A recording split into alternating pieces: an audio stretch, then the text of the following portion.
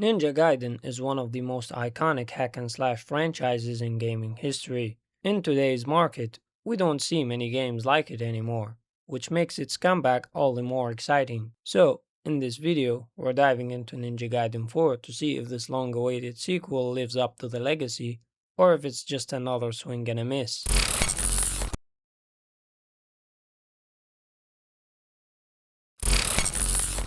Hello everyone, and welcome to the Only Thing Gaming channel.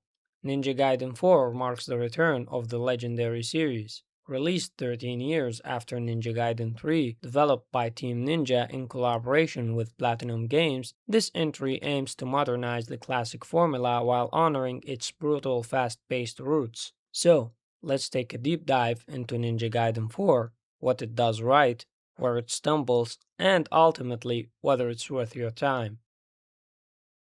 The narrative has never been the strong point in any of the Ninja Gaiden games, and Ninja Gaiden 4 doesn't change that. Ninja Gaiden 4 follows a new protagonist, Yakumo of the Raven Ninja clan, while Ryu Hayabusa takes on a secondary role. Yakumo's mission begins with one goal, to kill Shiori, the Dark Dragon Priestess. But things take a turn when Shiori convinces him that to truly destroy the Dark Dragon, he must first purify it. Since the Dark Dragon was killed before by Ryu and managed to return, the priestess's plan was reasonable. Yakumo reluctantly agrees to her plan. It's a straightforward plot that gains a little traction as the story unfolds. While there are a few standout moments such as Ryu's first appearance, the narrative overall remains fairly mediocre. But let's be real, story isn't why we play Ninja Gaiden. The gameplay is the real star here. But before we move on, don't forget to like the video, subscribe to the channel, and leave your thoughts in the comment section down below. Here's where Ninja Gaiden 4 truly shines, at least for a while. The combat is fast-paced, responsive, and satisfying. The combo system strikes a great balance between accessibility and depth. It's easy to pick up, but difficult to master.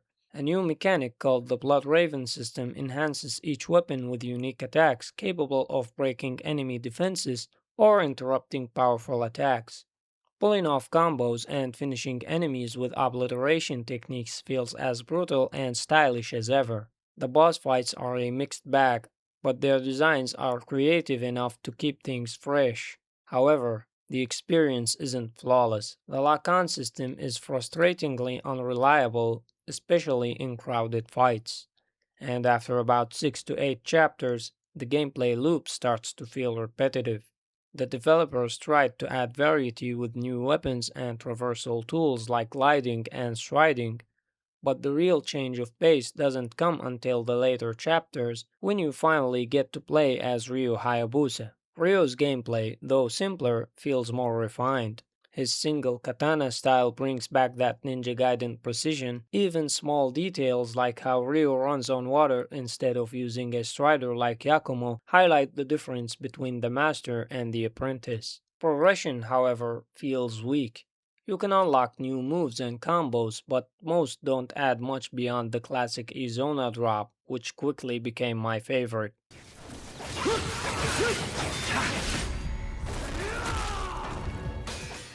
The game also features side missions and purgatory gates, optional trials that reward you with gear or experience. But with such a linear structure and heavy handholding, they never feel truly meaningful. Exploration is almost non-existent, as the game constantly nudges you in the right direction with a single button prompt. Once you finish, you can replay chapters, tackle trials, or replay with Ryu, but that's about it. Visually, Ninja Gaiden 4 is a mixed bag.